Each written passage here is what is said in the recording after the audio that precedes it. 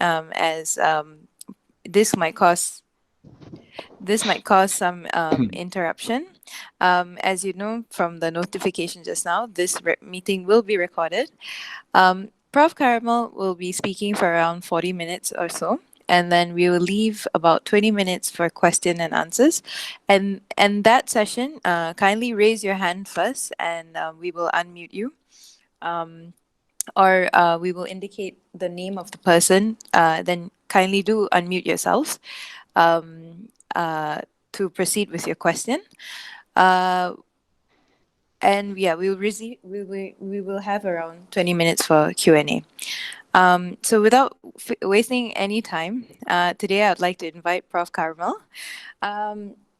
Prof. Carmel really does not need any introduction, but to give you a brief overview of who Prof. Carmel is, his greatest contributions to medical physics have been in education and training, and in professional and leadership initiatives in the European and international level. He is the chairperson. He was the past chairperson, and training committee of the European Federation of Organizations for Medical Physics, the main author of the role and education and training chapters of the EU-sponsored document for the European Guidelines on the Medical Physics Expert, and several EFOMP statements. He is the main author of the EFOMP EUTEMP module on leadership in medical physics. He was also the associate editor for educational and training and professional issues for Physica Medica, and is a member of the editorial advisory board of the IOPP IPEM Physics and Engineering in Medicine ebook series. He was also one of the initial drivers of the International Medical Physics Certification Board, and he has published his first book on strategic leadership for medical physicists last year. So without further ado, I would like to invite Prof. Carmel. Take it away, Prof. Carmel. Thank you very much, Leah. Okay. You know, last time we had spoken about strategic leadership in medical physics. And one of the aspects of being a good strategic leader is to have good conflict resolution skills. Another way of saying this is what I call consensus building skills, where you want to reach consensus about an issue, agreement about an issue. Let's start with the definition. Conflict resolution is a way for two or more parties, this is the legal term for things like individuals, marriage partners, professionals, organizations, different groups, nations, because all of these type of parties are often involved in some kind of conflict or otherwise. And to find a mutually agreeable solution to a disagreement among them. The disagreement may be personal, professional, financial, political, emotional, etc. We find conflict in all aspects of human activity.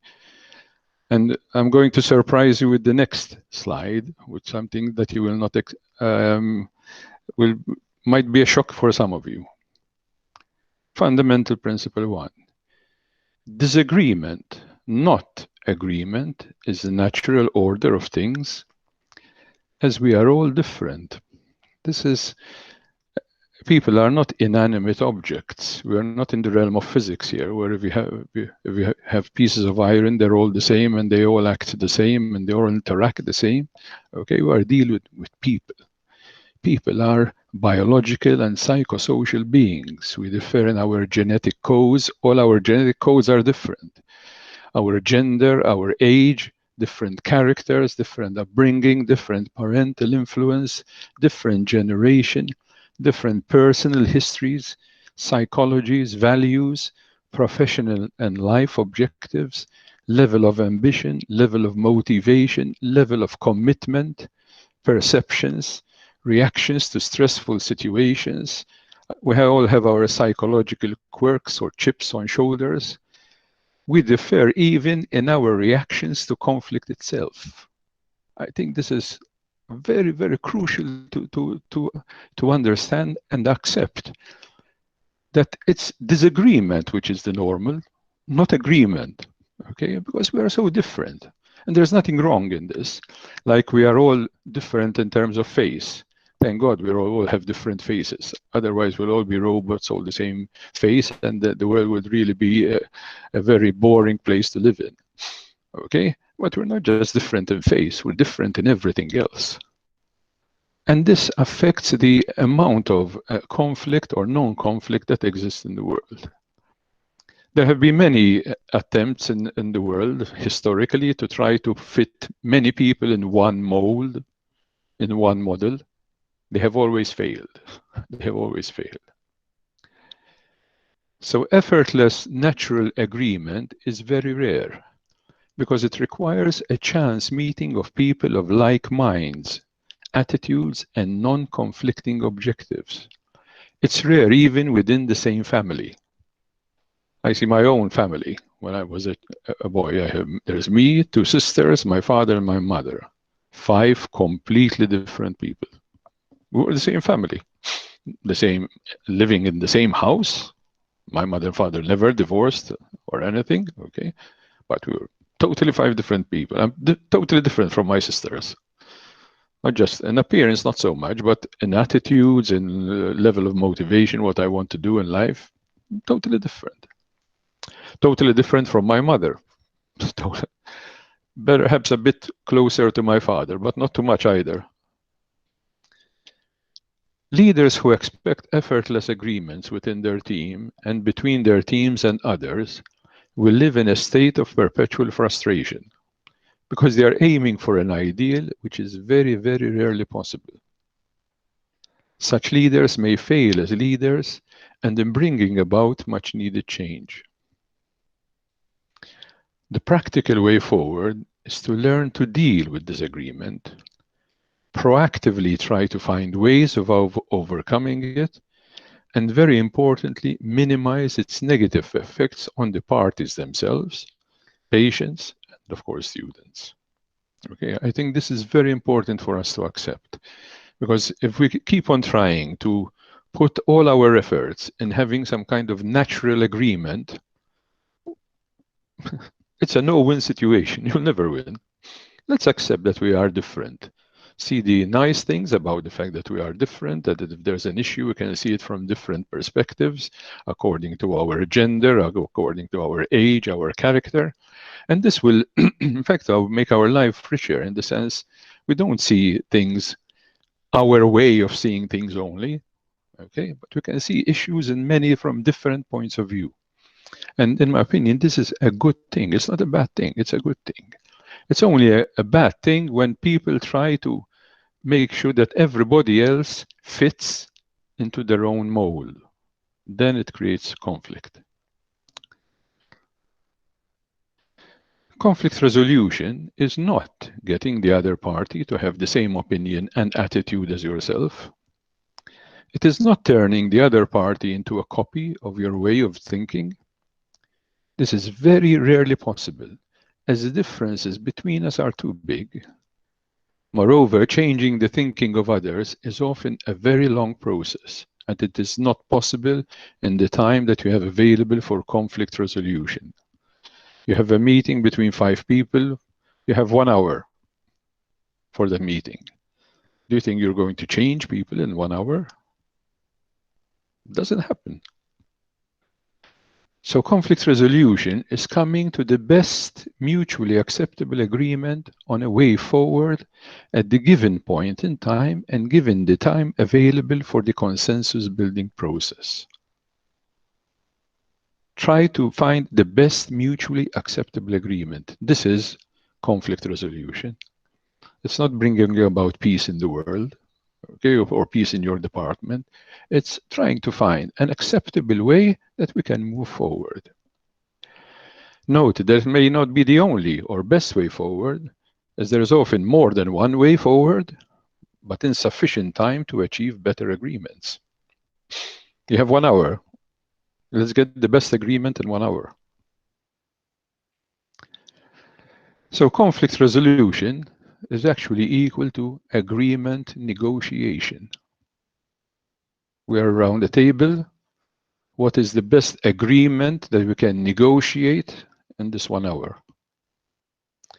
In fact, our professional life as leaders is a series of consensus-building episodes. I see my whole life as a medical physics leader as a series of consensus-building episodes, starting from between students, create a consensus between students, to members of staff, to people on a European scale. Okay. For example, one of the major problems that I had when I was writing the curricula for medical physics in Europe, we wanted to harmonize the curricula for Europe, is that everybody wanted to harmonize. Every state in Europe wanted to harmonize, and they were all enthusiastic for harmonization. The problem is that everybody wanted everybody else to harmonize to their own syllabus, to their own curriculum. And obviously that was already a no-no. As asking everybody else to harmonize to what you want is already defeatist. Okay, so one of the first problems that I had was to overcome this, and it wasn't easy. It wasn't easy. As political leaders, we must aim to become effective and efficient consensus builders. They're not the same, effective and efficient. Effective, you reach a consensus. Efficient, to reach it in the time you have available. They're not the same. There is no single magic formula for resolving conflicts because each situation, group, environment is different.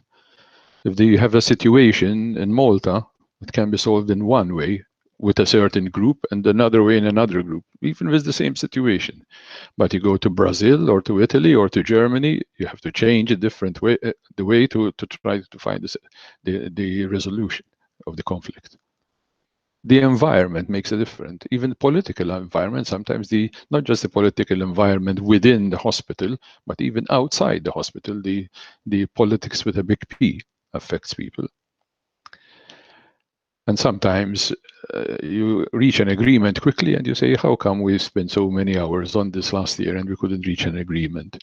And then you find that other factors outside the hospital were impacting on what was we try to achieve within the hospital. However, there is a lot of knowledge out there about conflict resolution and many general hints about possible ways to go about it. Essentially, the more you read about it and the more you reflect on your particular situation, this is important to reflect, to think, and yourself as a negotiator, yourself as a negotiator, you must reflect on your own ability to be a negotiator. The higher the probability of being successful. I'm giving you things here to think about. There are several types of negotiation. Most of you probably think of the first one. Negotiating team includes the two parties in conflict only. So the two parties in conflict, and they try to bring about some kind of agreement between them. But that's only one type. Okay. Then you have mediation, for example. This is very common in hospital, where you have two people in the same department. They can't agree on something, and then they go to the head of department and to the lead medical physicist to act as a catalyst to help them reach an agreement. Sometimes even that is not possible, and though they have to go to arbitration, where they go to the department, to the head of the department. Each one of them will present his own arguments, and then they have to go away, and the head of department takes the decision himself. Okay, this is called arbitration. You find it, by the way, not just in hospitals, even marriage guidance and whatever. It is one of the roles of the lead medical physicist or any other team leader to be a mediator or arbiter with arbitration between members of a team. So there are at least three types of negotiation, guys, that you'll meet in your professional life. Then you can meet them another, like union matters, for example. But essentially, there are two types of negotiation that you have to think about. There's what is known as distributive negotiation. This is what is known as the win-lose, or some people call it zero-sum situation, where both parties want the same piece of pie. Okay, there's something and the two parties both want it. Each side usually adopts an extreme fixed position, and each side cedes as little as possible to the other.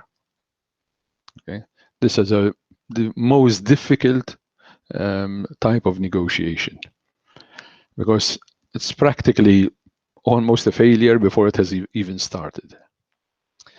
But then there is what is known as integrative negotiation, what we call a win-win situation, where people try, the two parties try to create new value by expanding the pie so that there is enough for both.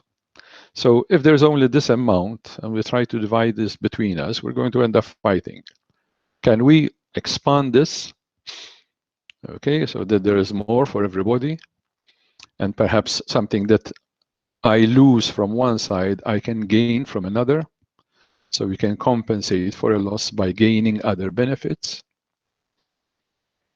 Can one turn a distributive situation into an integrative one by reframing the situation? Can one turn this into this? That's the secret. Can one, and it requires intelligence, and this requires real intelligence here, real intelligence, to turn this into this. If you can manage that, you have become a very good negotiator. But it requires thinking, reflection, calm reflection, quality time reflection. And you have to do the thinking before you go for the actual meeting. You have to be prepared with different alternatives that can turn the distributive situation into an integrative one. And you have to do it before, because it takes hours to change that. And often it's really extremely tiring. It's more tiring than the most difficult equations of relativity, of physics. Okay, finding such solutions are often much more difficult because they involve not just situations and environment and people and policies and politics. They involve a lot of things.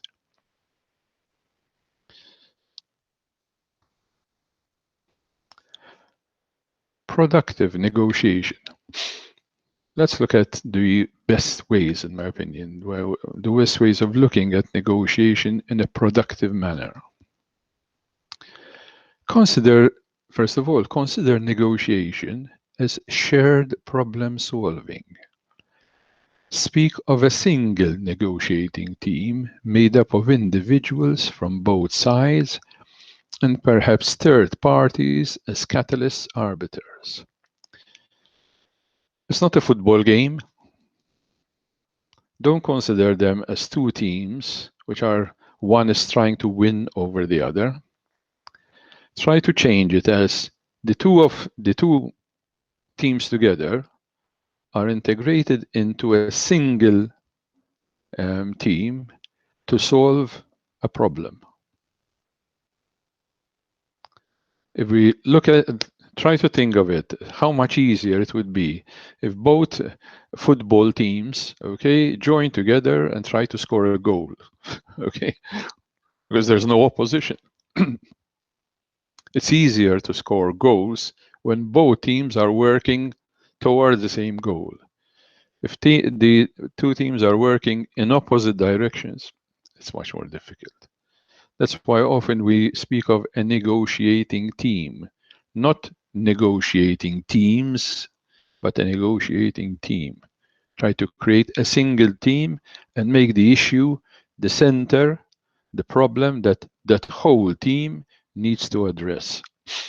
This is one of the things I try to do sometimes in my life, that try to tell them, okay, let's change it. Let's, first of all, even the way they sit, not one sitting opposite the other. That's already, you have one of the problems of politics you have is that you go to parliaments, you have the government on one side, the opposition on the other side, okay?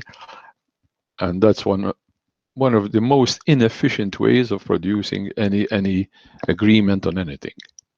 People have to sit around the table and they have to be mixed. It's important that people get to know each other. Otherwise, they will see the other side as the enemy. Okay, and it's very easy to fall into this trap to see the other side of the enemy as the enemy.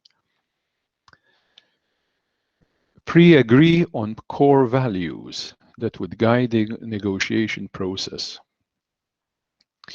One of the good things to have is to have a set of values, core values that we agree upon, that they should guide the negotiating process. In another slide, I will show you a set of core values that I developed for my faculty. Each side should appreciate the emotions and motivations of the other side. Proactively discuss each other's perceptions. Try to get one side, or if you're just two parties, can I try to see the motivations and emotions of the other side? Can I think about why they are putting these proposals forward? Can I understand those motivations? Doesn't mean that I will agree with them. You might agree and you might not, but at least I should try to understand them. And if possible, from a human point of view. Parties should not be tied rigidly to present perceptions. Be ready to change reasonably.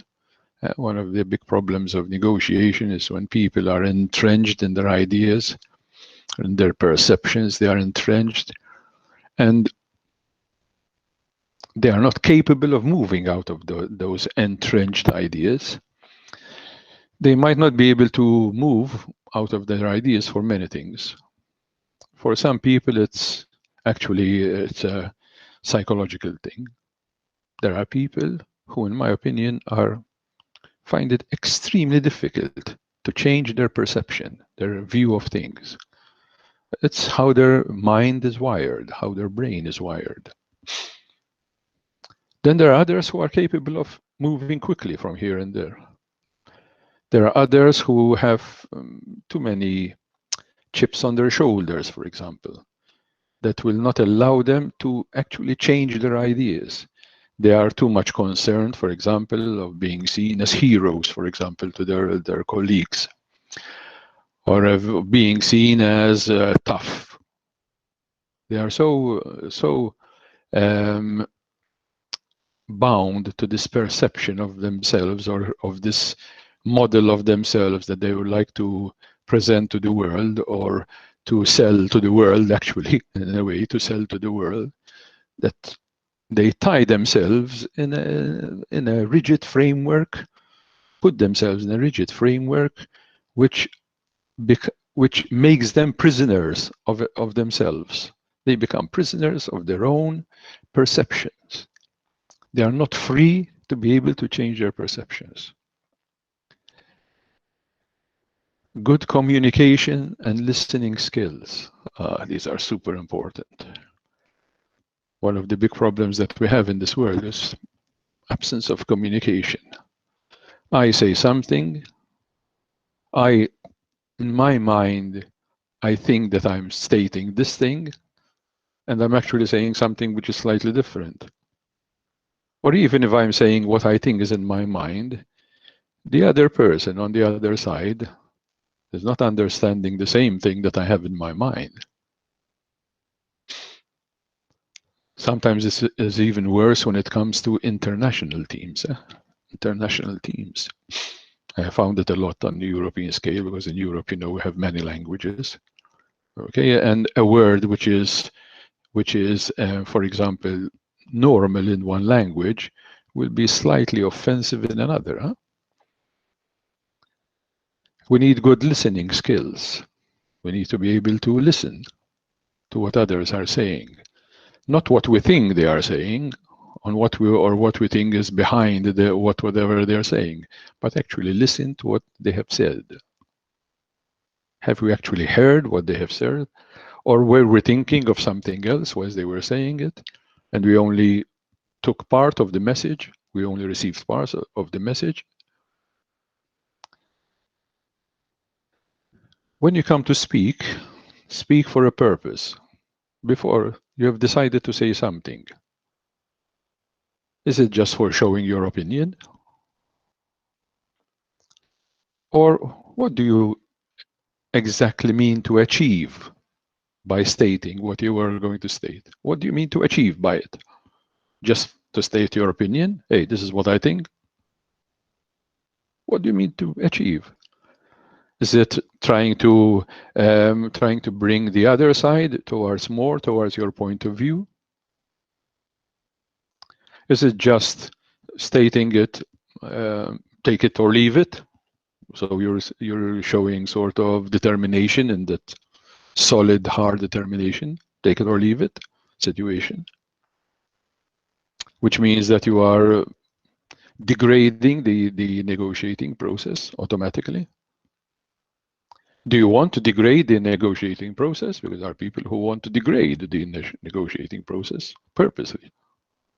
And you have to, you shouldn't do it yourself. It's unethical in my opinion, but you should certainly be able to recognize it in others. Each side should do its homework. And before the actual meeting, in complex settings such as hospitals and universities, one must map out all the potential relevant issues and make appropriate connections in advance. This person is saying this thing. Is it good for the patient? Is it good for students? Does it actually make sense? How would it impact me? How would it impact the other team? Is he saying what he means, or is this a gambit for other things?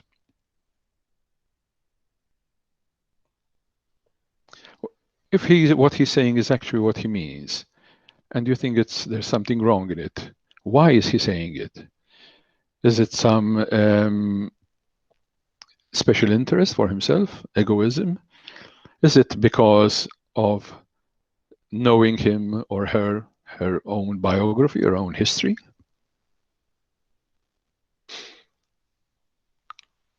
I know, for example, people who talk in a certain way, in an aggressive way, simply because they're actually angry at themselves. They have a certain anger within themselves of perhaps objectives they had in their past, in their career, which they didn't achieve, and which has remained weighing on their minds. They are prisoners of their own biographies. Some people, I say, they're prisoners of their own biographies. They're not capable of forgetting the history and move forward and look forward. And you have to think about these things because they all affect the negotiating process. They will all affect what you are be capable of achieving. Each separate issues from personalities. Always keep in mind what is the real issue at hand. Write it out before you go in. Keep it on a piece of paper in front of you. What is the real issue at hand? Don't let the different way that people talk, or aggressive or less aggressive or sweet talking sometimes, okay, move you away from that issue. I know people who get their way simply from sweet talking others. And sometimes they create more, and they create more problems for others. Okay. So check the issues and the personalities. You must not allow people to deviate you, okay, to make you deviate from the purpose at hand, what you're doing now. In healthcare, issues keep the patient's interest paramount. Then you know that you are doing the right thing. In educational issues, keep the student's interest paramount. Then you know that you are doing the right thing. If you need some guidance, keep those two in mind. You usually never go wrong. Even if it's something which relates to medical physics, for example, you never go wrong. Ultimately, you want medical physics to move forward because we know that we are very good for the patient, ultimately. That's why we are there. We know we have a very good contribution towards the patient or towards students if we are talking about university matters. These are the core values, for example, for guiding the negotiating process that I work a lot with. I had written them, I brought them from here and there. I have put them toward my faculty. They had adopted them formally, which doesn't mean that all of us actually stick by them. But I notice when I'm on faculty boards that whenever people don't stick to them, problems arise. Search for excellence, respect. We respect the dignity, uniqueness, and particular learning needs of every student and healthcare profession. Professionalism, service. We maintain positive relations when fulfilling our duties with respect to the expectations of those students and other clients who request our services. Teamwork. We recognize that quality healthcare and consequently healthcare professional education are both intrinsically interprofessional activities. We have to keep this in mind. Lifelong learning, a patient orientation. We keep in mind that even if we are in our faculty, so it's an educational thing, but our ultimate stakeholder is the individual patient. If all the people on our faculty board were to stick to these core values, we'll never have a problem. And I notice each time that when people deviate from these values, conflicts arise. Fundamental questions to reflect on before even starting the negotiation. What are my red lines? Personally or ethically or professionally, totally unacceptable to me. What are the things which would be totally unacceptable to me, either professionally or ethically or personally? Each one of us has their own red lines. It's very important to know what these are for you and why they are your red lines.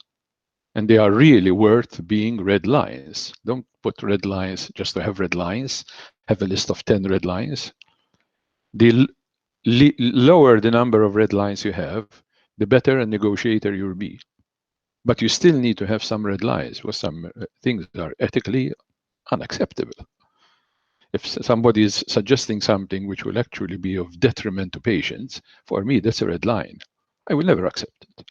Or detrimental to students, I will never accept it.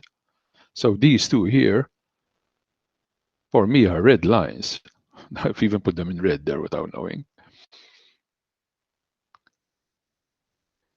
What are my pink lines? This is, by the way, this is my expression, pink line here. Pink lines are highly desirable, but not critical and subject to compromise. Okay, I would like to have this, but they're not something that that are a do or die situation. I can adjust on them. I can compromise on them. Next, can I guess my opponents? Red and pink lines. Do I know my opponents? Perhaps I shouldn't use. Notice here, I made a mistake in a way. I used the word opponent. I shouldn't use an opponent there. The other party or the other side, but not an opponent, because opponent is automatically opposition. Okay, I will remove this. I would remove this. But can I guess? Because I need to know what his red lines are. Are my red lines and my opponent's red lines fundamentally incompatible? Here, agreement is not possible. Might as well not waste the time. For example, if I know that I'm going to have a meeting with some people who are going to suggest that something which is could be detrimental to a patient, I don't even go. I stop it.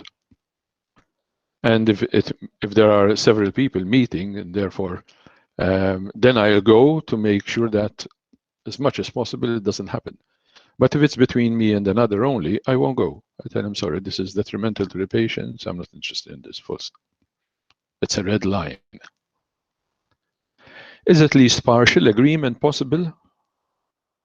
So pink lines will be involved here, so that partial agreement will be possible. So red lines and pink lines are very important, and you need to know these. You should know what is really important for you in life. What are your values, which are they shouldn't be shouldn't go over such lines. You should know when it's time to leave a negotiation. If the other party insists on crossing the red lines, then you know it from ahead. Don't try to think about it at that point in time. You have decided what your red lines before. You walk away from that negotiation. Tell them, sorry, this is a red line for me. I'm moving away. Prepare yourself. Think out clearly what you want and do your homework. Remember, it's not just cognitive intelligence which is important, your IQ, but also emotional intelligence here. And you should read about emotional intelligence, and that's the title for another lecture. Emotional intelligence. What do you mean by that? And why is it different from cognitive intelligence?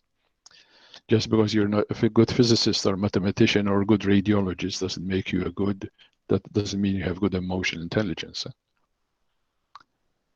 Seek a calm before the negotiation session proper.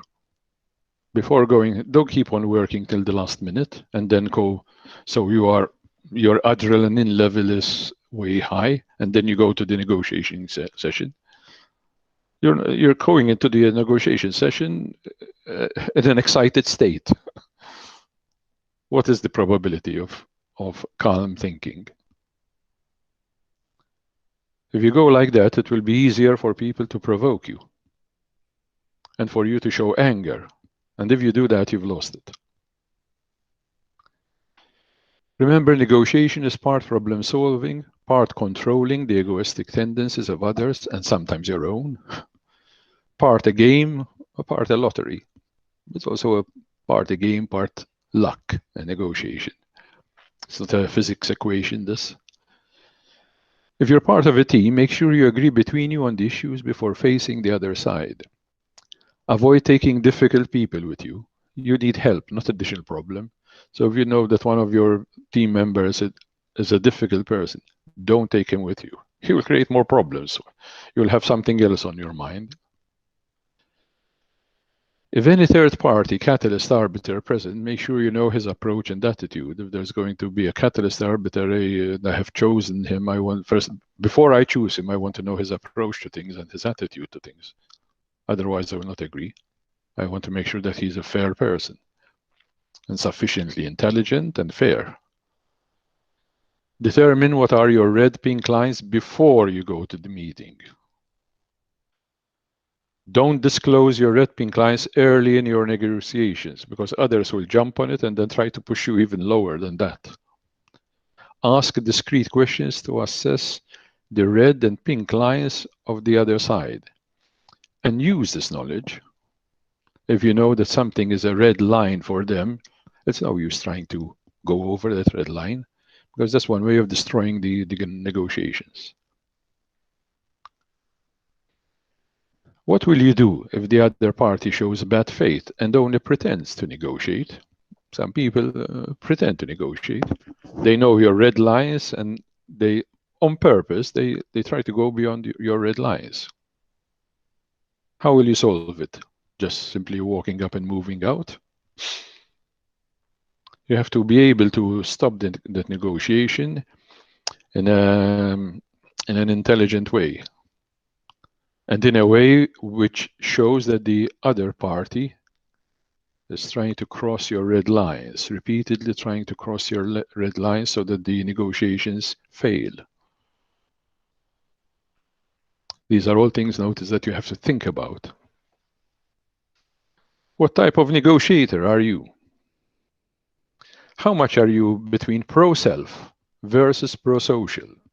By pro-self, I mean it can be healthy assertiveness. You're assertive. You can present your arguments. To egoism, it's a range there. Or pro-social, it ranges from a healthy concern or empathy towards others to unhealthy, total aversion, dislike of breaking relationships. Sometimes people are pro-social, a good thing, they try to understand the other side. Some people are so averse to breaking relationships, they will agree to anything just as long as there isn't a conflict. That's not good either. Those people will end up agreeing to anything. Are you a soft negotiator, a hard negotiator, or a principled negotiator? Let's see the difference between them. Soft negotiator, the avoider. Does not like conflict at all. Avoids negotiation, wait and see, keeps fingers crossed attitude, skips meeting, even leaves the negotiation table so as to avoid conflict. Some people can't tolerate conflict. Not good, huh? It's not good. It means they don't accept that there's conflict in this world and to deal and find ways of dealing with it. It's a psychological problem. The accommodator. This guy solves the other side's problems instead of his own. So whatever they say, he agrees or agrees to most of it, even when things are maybe unethical or unreasonable, makes concessions too quickly. Both of these are not so good. Hard negotiator, this is the other side.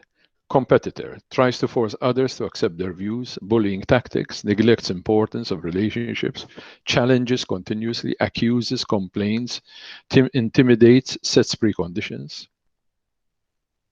And then there is what I feel is each one of us should aim for, which is the principled negotiator. Believes firmly that negotiation should be based on principles, sorry, it's twice here, and values, yet is practical and not excessively idealistic. The collaborator or the compromiser. The collaborator likes solving tough problems creatively, understands the concerns of the other side, but also pro-self. He thinks of himself also. Tries to find solutions to satisfy both sides. Or the compromiser. The guy splits the difference. We are over here, you're over there. Okay, let's go halfway. No winners, no losers. But the expense of sacrificing, but not, sorry, at the expense of sacrificing red lines. This should be not at the expense of sacrificing red lines. Sorry, there's a mistake here. Never sacrifice your red lines. Never. That's not a compromise.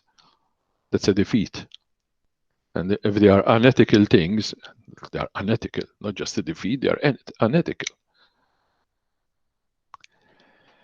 Successful negotiators manage stress quickly while remaining alert and calm.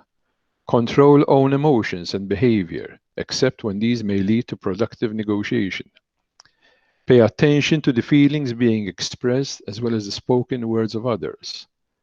Are aware of and respect differences.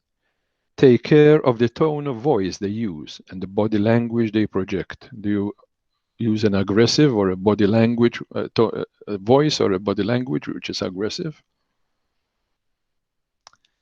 This is a list of negotiating tactics. I will not explain them to you. I will leave them to you. I made a list of them for you to read. Okay. They are tactics. Some of them are frankly unethical. But you will find them. You'll find people using them. And you need to be able to recognize them when they are used against you. For example, nibble. Ask for small things before closing the meeting when people are tired so that they accept without thinking things over carefully. I've noticed this. Some people, they have something, they don't say during the, and then they, by the way, and this, and then people are just want to go and eat, and they'll tell him, okay, let's put it in, and they don't, without thinking, and then they realize, my God, did I accept to do that? Okay, so be careful. These are tricks which are really unethical. They're also part of negotiation. You'll find them. Doing research using consensus building techniques, and there are techniques for consensus building, and you do research with them. If you go to the Delphi technique and the nominal group technique, they are the most common. And if you go to PubMed, you'll get hundreds of papers using them. I have used them myself. Okay, you go to this paper here, and it will give you an idea. So you can start using them in medical physics because very few people use them. I'm not sure whether there's another one in the world using them.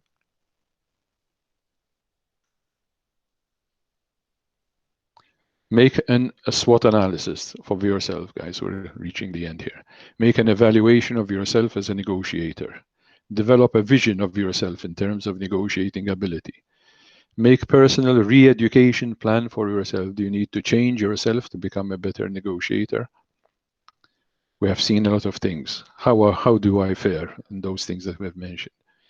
After each negotiating episode, assess your own performance in the light of what we have discussed, both the good points and the negative points. Otherwise, you won't move forward.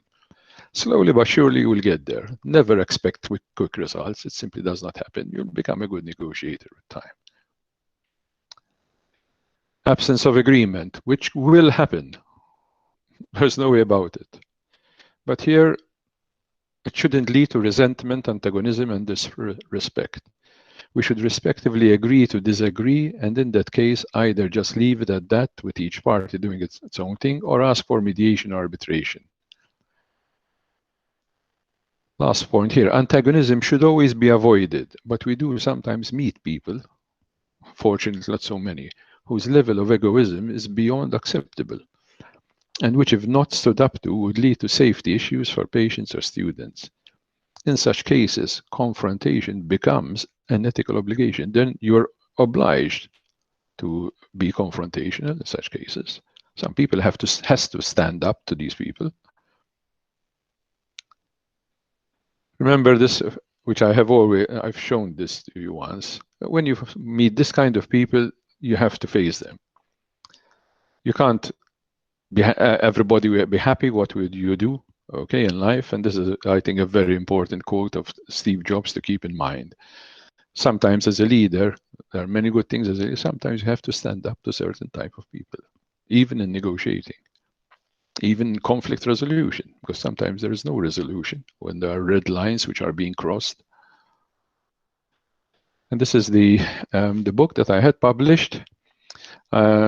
There is a lot also on conflict resolution. This, by the way, I've got a discount for you. If you go there and you try to buy it, write it down, Caruana 50, okay, and you get a 50% discount on the book, both on the ebook and the hard copy. Okay, thank you for your attention.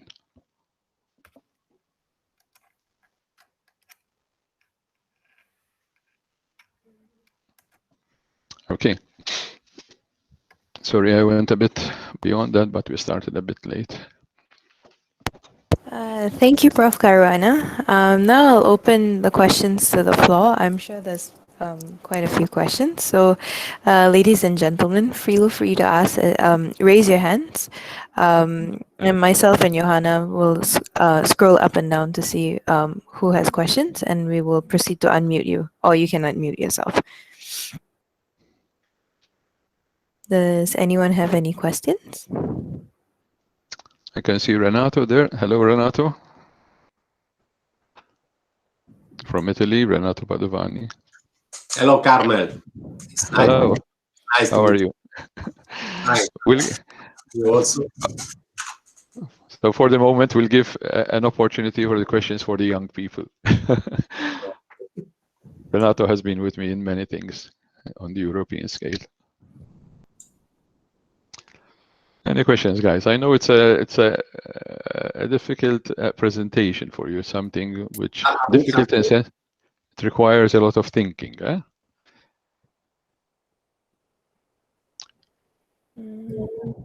I have one question in regards to publication. For example, if you and your co-author are fighting for the first author, and maybe some teammates want to be in that publication, if he made very little contribution, in that case, what will you do? Okay, thank you. That's a good question. It often arises. First of all, I think you have to think, do you have any red lines in this issue? For example, some people have this red line. First of all, many people are quite relaxed on this. It doesn't matter. So I will add a couple of more names at the end. It's not the end of the world. Some people look at it, there's a red line. They will say, if somebody hasn't contributed anything, he's not going in there, whether he likes it or not. Okay. So I think what you should have in this case, you should think about what your particular red line is. Sometimes the red line is imposed by the editorial board of the journal. So they will tell you if this people haven't done at least this amount, they shouldn't be accepted. But Other journals don't, and they leave this in your own hands. And here you have to decide what is your red line. That is what, I mean, for example, if somebody comes to me and he hasn't done anything and tells me, Carmel, can you put my name on it? If he hasn't done anything, that's a red line totally for me. I say no, full stop. Okay.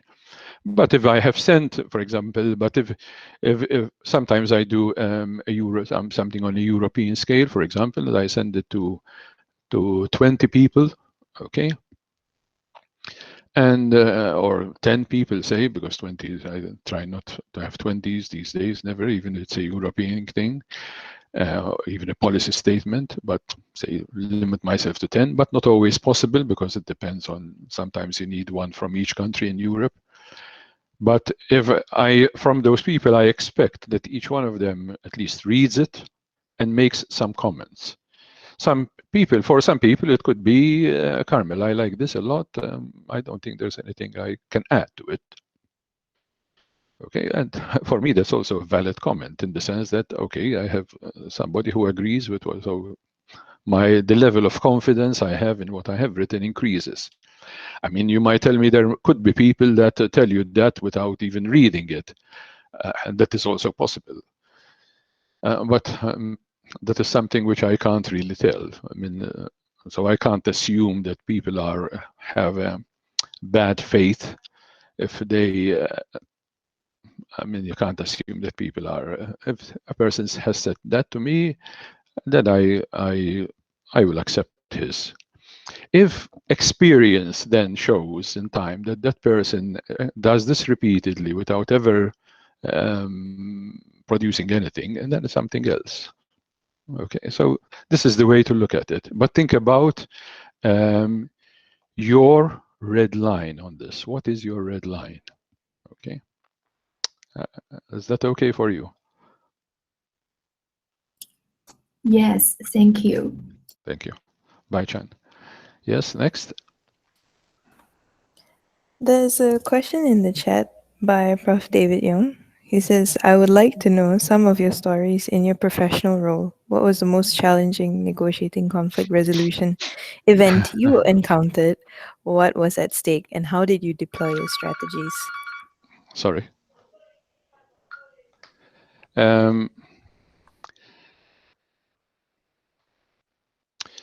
Well, I think the most difficult one was when I was working on the European guidelines on the medical physics expert project. It was very difficult because there were people from many countries in Europe. And people who had reached different stages of the profession, has reached different stages in the different countries. But I actually had one person, I will not tell you who the name, but screaming at me practically in front of the European representative. Okay, and he was quite a. I will not tell you because many people know him, and that with others I had managed to find compromises and finding ways and convincing, because we're physicists on the whole, remember, we as physicists usually are quite principled negotiator, in the sense we work more on principles than we are very good in principles. But then you find some who have left principles, and or their principles are what is important, and the principles of others not so important. And I had this one guy who was actually practically swearing at me in front of the representative of the European Commission. And I had to keep calm a lot. And I knew that the situation was very difficult. And that at that point, I moved automatically by instinct. I moved from one type of negotiation from another.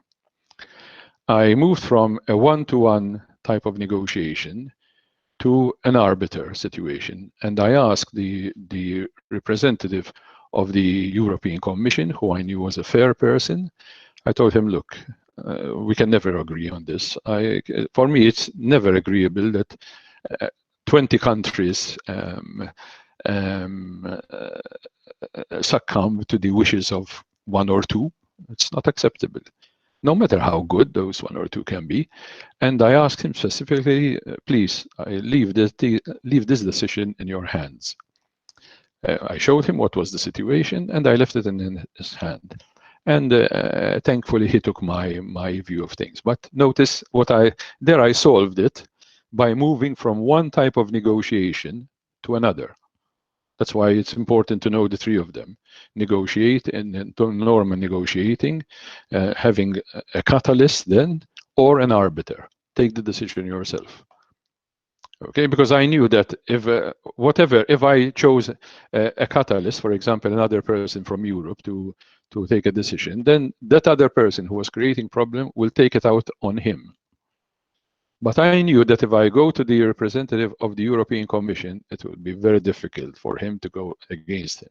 So, do you notice there I changed type of negotiating? Thank God I did it. I don't know how it occurred to me at the time, because it's about 12, 13 years ago, and I was much less experienced than I was at the time. So I did it without even knowing that there's something called arbitration. At the time, I hadn't read about these things. But I knew that was the only way forward to make sure that there is that the whole project moves forward. Because the worst thing was for the project to stall.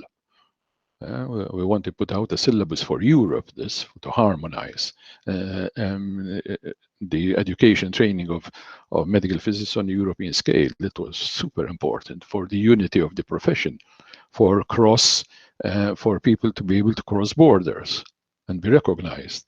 So it was very important that the project move forward. And that's the way I solved it at that point in time. There are other things that I want to talk about it on the personal level, on the team level, on the student level sometimes.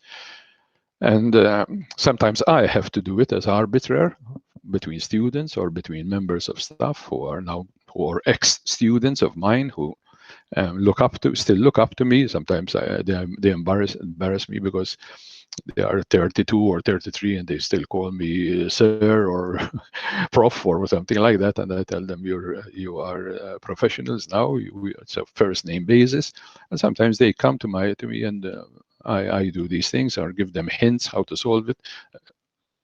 Twice happened this morning, so it's not okay. I hope I've answered your. But the important thing is to look at all the things that I've said today, so that you can move between them. Okay, the more you think about them, and the more they become part of your chest of your negotiating chest, sort of, so that you can use the different tactics according to the particular situation, because every situation is particular, and what will work for me will not work for you if you're from Brazil or from your different country or whatever. Thanks, Prof. Caruana. The next question is from Miss Inda Listari, and her question was, her whole statement was, nice and very interesting presentation, Prof. Carmel. Thank you. I'd like to know more about your words. Don't let anybody provoke you. If you show anger, you've lost it. Did you have any suggestion or idea based on your experience how to control ourselves? At least how to control our emotional, our tone of voice, because sometimes when we're arguing about something and the situation getting hot with many opinions, we're losing our control. Yes, What I know. is your suggested, what you suggest to back your red line? Like everything else, practice. Practice on your own. I remember there's a funny thing, but I used to practice negotiating in front of a mirror. There was a time when I used to practice negotiate. It's very funny today. But it's whatever you do in life, it's practice. Record yourself. Actually record yourself by talking to yourself. Okay? Because sometimes, for example, I realize, for example, that sometimes my voice is too high. Now you see me talking quite calm, but sometimes I raise my voice.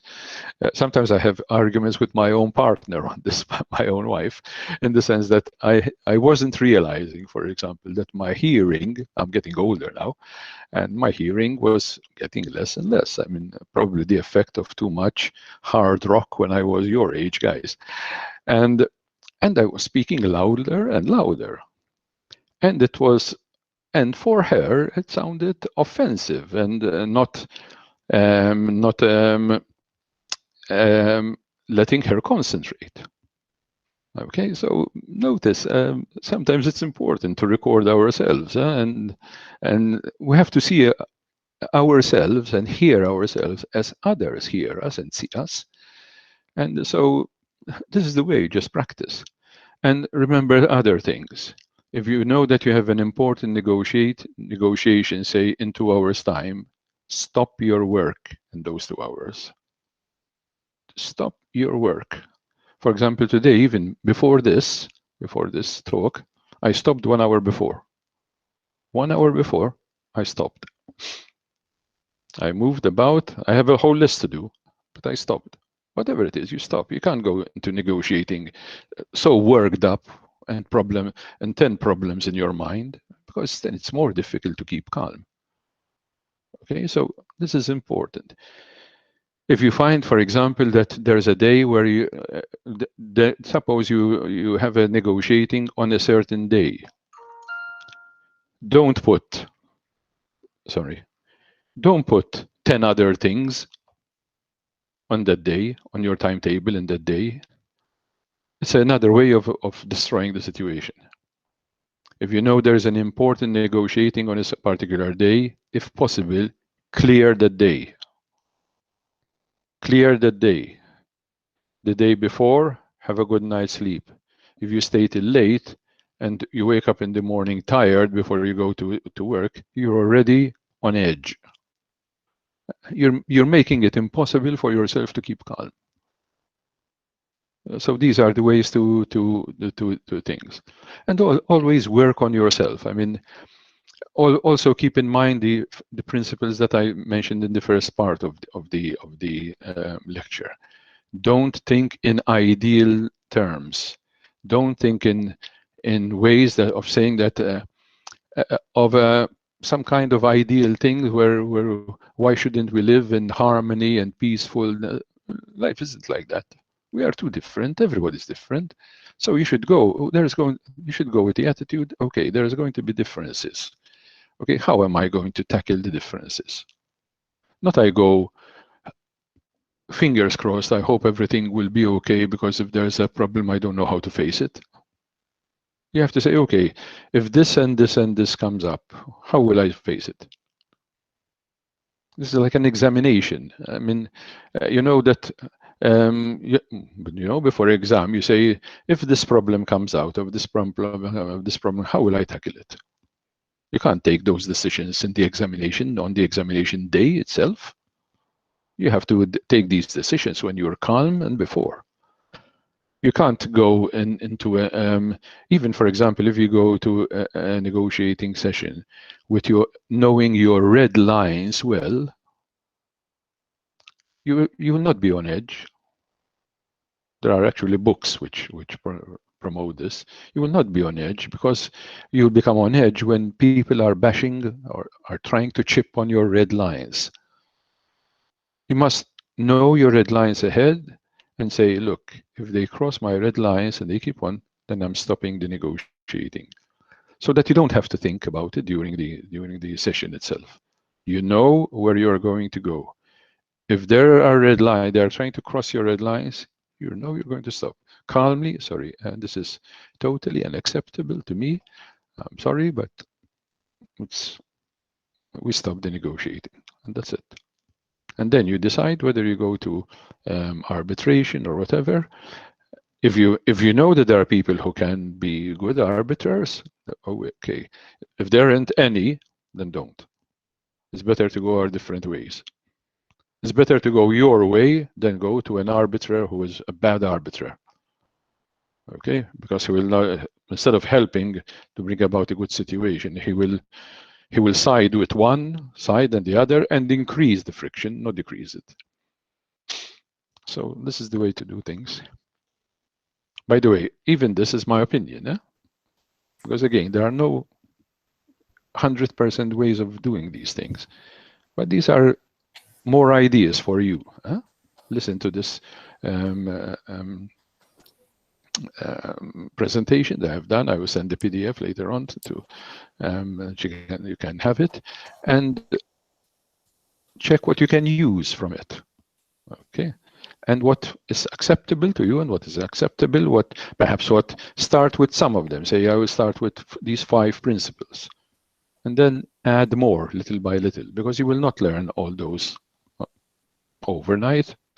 I mean, I'm a pensioner now practically, okay, but you're still young guys, so you have time to learn sometimes, but you might need to learn quickly. I had to learn quickly because I was on my own, the only medical physicist in Malta, okay, on my own. So I had to learn very quickly. Thanks, Prof. Caruana. There's one question from Miss Chandri. Oh, wait, Miss Chinda, do you have a question?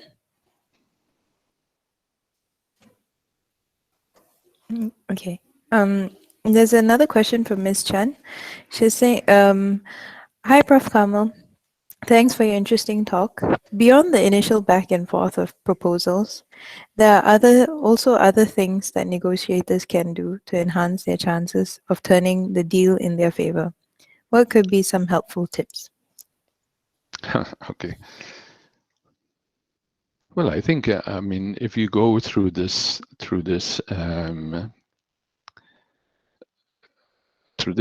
presentation, I think there are many helpful tricks. But I think one of the expressions you said, to bring things in your favor. I mean, be careful about that expression. I mean, ultimately, what you want is to bring about a solution, as I said, a solution which is acceptable to both, okay, and which will move patient care or student care forward, okay, and the care of your own team also. I mean, the good well-being of your own team and also the other team. So this is the way forward. I mean, I would go through this presentation and say which of these points that Professor Caruana has mentioned can help me do this in my own particular situation that I live in. Okay.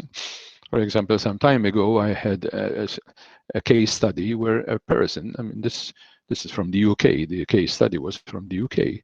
He was the person having a team of about, he was the team lead medical physicist, having a team of about 20 medical physicists, so a big team, quite a big team, and from an important and well-known university hospital. And he had problems with his team of just medical physicists, problems between them, everybody trying to go in different directions, they're not working as a team.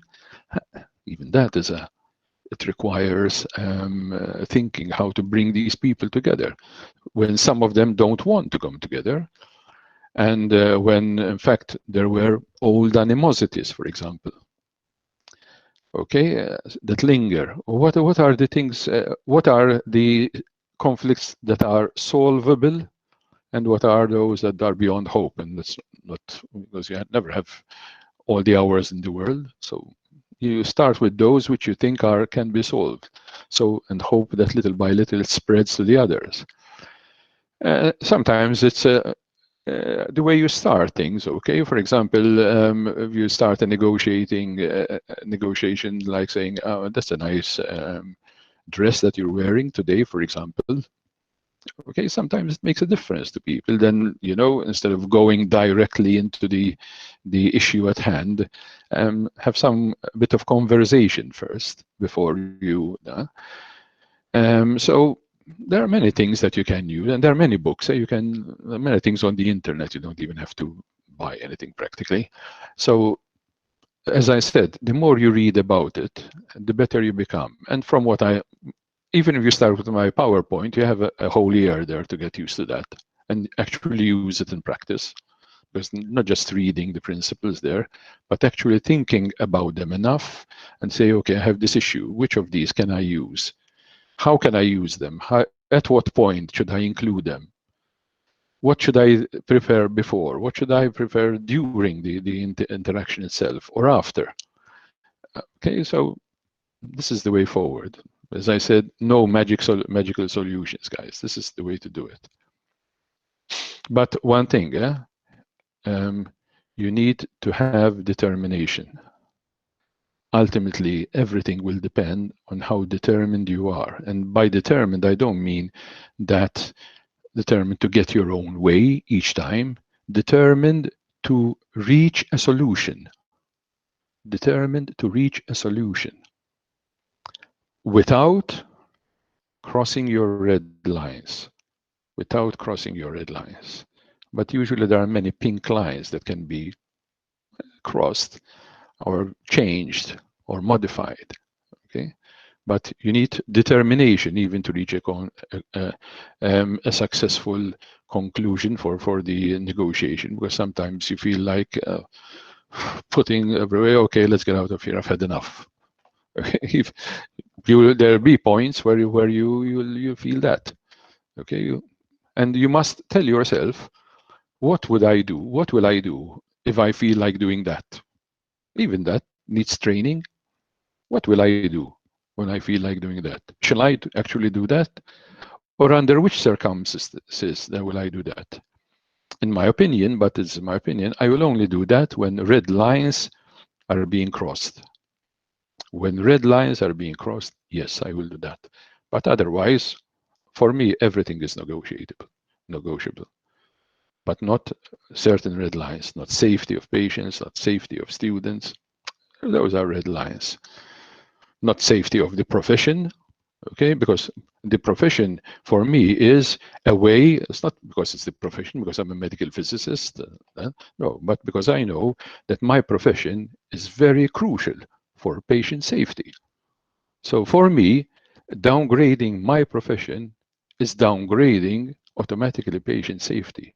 If you don't have people in there who are very good in knowing the medical devices that we use in imaging or therapy and know them very well and not just bluffing, okay, and blah blah, and then people are you have people bluffing and are not capable of reading the manual or understanding the manual or even understanding the first two chapters of the manual, okay. We physicists can do that. So for me, that's why I'm a medical physicist. Either I was have left a long time ago. There are many other areas of physics that I could have gone to, but I could see that medical physics was crucial. Even when we are not always appreciated by others, but part of it is, a lot of it is ignorance. I mean, all the radiologists or oncologists that I have met in life, who are really intelligent, they always want their medical physicists there and the strong medical physics team. They realize that it's not possible for a radiologist on his own or an oncologist on his own to know everything these days. It has become even difficult for us medical physicists just to keep up with the physics. It's become almost impossible. So I mean, so I realized how important. So for me, the well-being of the profession is automatically the well-being of the patient. Otherwise, there's no point in staying in medical physics. We can all resign into something else. There are many things to do. Okay. Thanks, Prof. Carmel. There's one last question, and this is from Hafiz. So I'll read out what he's typed in. Thanks, Prof. Carmel. Interesting presentation. Some very common issues we're facing, but didn't realize they have names. My question, sometimes in a meeting, we can find people using bad negotiation tactics. Some of them listed on your slide, like boogie, snow job, to sway the topic's issues. How best to tackle this, especially in circumstances where others in the meeting don't realize the bad intention? Okay. Well, I have used several tactics in my life, from deflecting the thing sideways, sort of, and getting it. But sometimes when there is an intelligent company, and I tell the person directly, in a funny way, I say, hey, do you know what you're doing? Something called this, which means that you are trying to do this and this and this by doing this. When there's an intelligent company around, it becomes they realize then quickly, and you deflate the persons totally. And sometimes they become angry, which means to the intelligent company around, Carmel knew exactly what to say here. Okay, that anger shows that you hit the nail on the head. So there are ways of, this is the way to do things, but it all depends on the person. Okay, depends on the person. Thank you, Hafiz, for bringing that question up. It's a good one.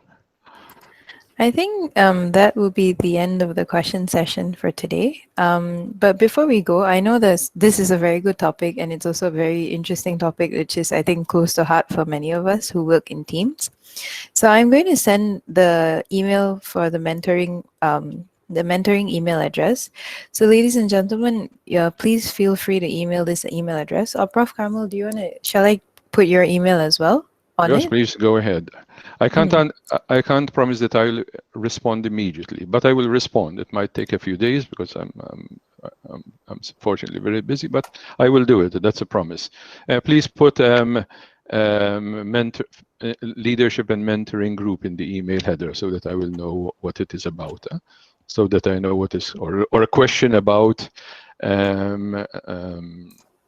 whatever part of leadership it is.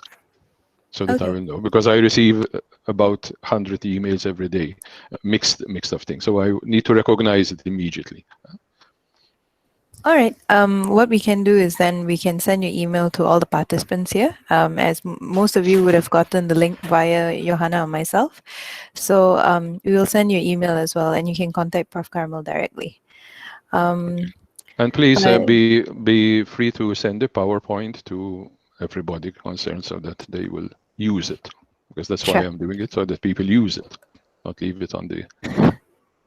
Sure, we will be sending the PowerPoint as well, and we'll post the recording, I think, on our website. But yeah, that is all that we have for this evening. But thank you all very much for joining, and Prof. Caruana, thank you so much for giving your time and touching on the most difficult topics possible.